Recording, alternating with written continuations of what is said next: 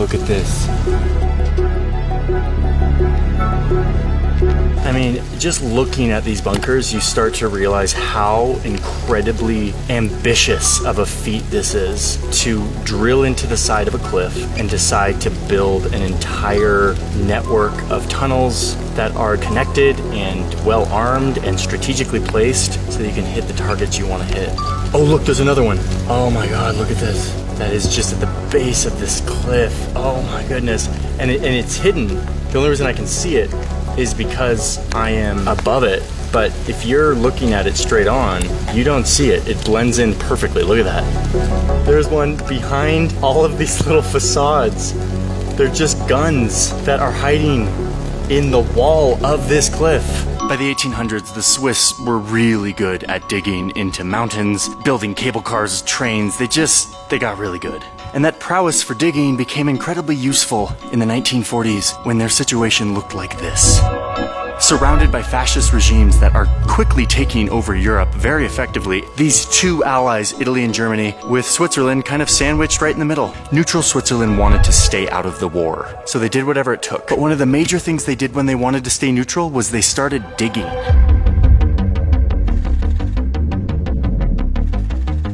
They turned their mountains into a literal giant fortress. Yes, you heard me right. They turned their mountains into a fortress. Or I guess technically, if you're a military nerd, a redoubt. Redoubt just means basically an impenetrable fortress that is dug into the ground. But redoubts usually look like this, one fortress. Switzerland wanted to turn their entire Alpine region, which is like a huge part of their country, into a giant redoubt. I'm gonna explain to you the strategy in just a second, like what the thinking was here, because it's a little paradoxical and weird, and war is weird. But yeah, the point is here that they started digging and started creating what one historian has called the biggest fortress in Europe.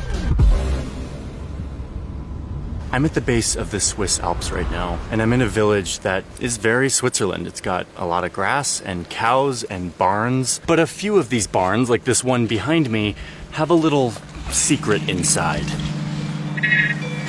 Got a good light, huh? When I open it? Wow. What? This gun is massive, has a range of 21 kilometers. And this is just one of 4 barn bunkers that are all connected to each other in this village. They're going down here. So now we're in the tunnels. Oh my gosh, wow. Yes. So we're just walking under the green grass and the cows right now.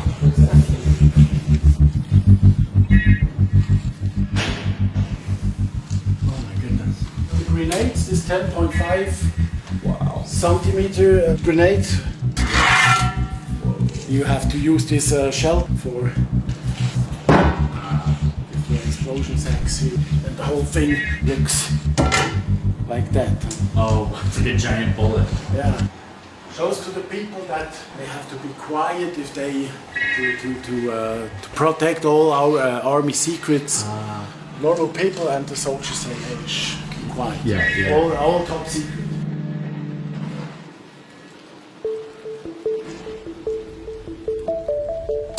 I'm currently inside of the largest bunker in all of Switzerland.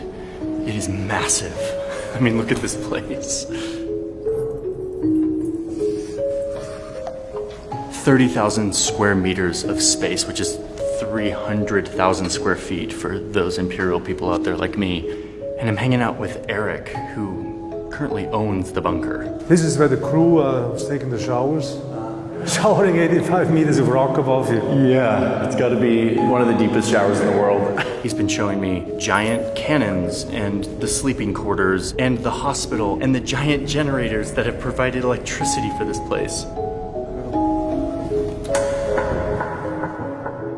From the outside, this thing does not look big at all. Wow. Look at that. That is amazing. A reminder that every time you see a little door in the forest that goes into a bunker, it's probably a massive network of tunnels. 2 meters of concrete here at the entrance. You go inside of this door and you are let into a labyrinth of tunnels and weaponry. 8 kilometers of walkways. 8 kilometers. Yeah. Oh, and with the most gnarly doors you've ever seen in your life. They're quadruple fortified with huge slabs of concrete. This is like 2 meters of concrete. You'd sit behind there with a rifle and be able to protect the entrances. No one is getting into this bunker anytime soon. There's a bunker right here, look at this. This is not a rock. This is a door. These little doors in the middle of the forest. So unassuming, so benign, but boy, if you knew what was inside. Let's be clear, this isn't normal.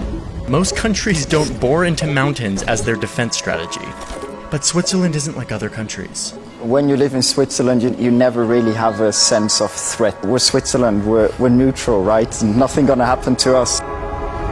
So instead of forming alliances and sending troops, they dug. And the results are nearly 10,000 of these, scattered all throughout the country. And that is what I've been searching for. Okay, where are you, my bunkers? Where are you, my bunkers? Ah, I see something down there. That is not natural erosion on this cliff. I keep looking for more and more, and I'm realizing there are too many for me to fly to. Like, there are dozens up there. This cliff is just riddled with little windows, totally primed and prepped to just light up this entire valley if there was an invading army from the north. Oh, and it's not just the mountains. I also discovered hundreds of thousands of bunkers dug under Swiss homes, a further expression of the Swiss habit of digging to remain neutral. The bunkers are at the center of a discussion that is heating up as the world becomes dangerous again. So Switzerland is once again debating what these bunkers mean to them, and what it means to be safe, secure, and neutral in a changing world.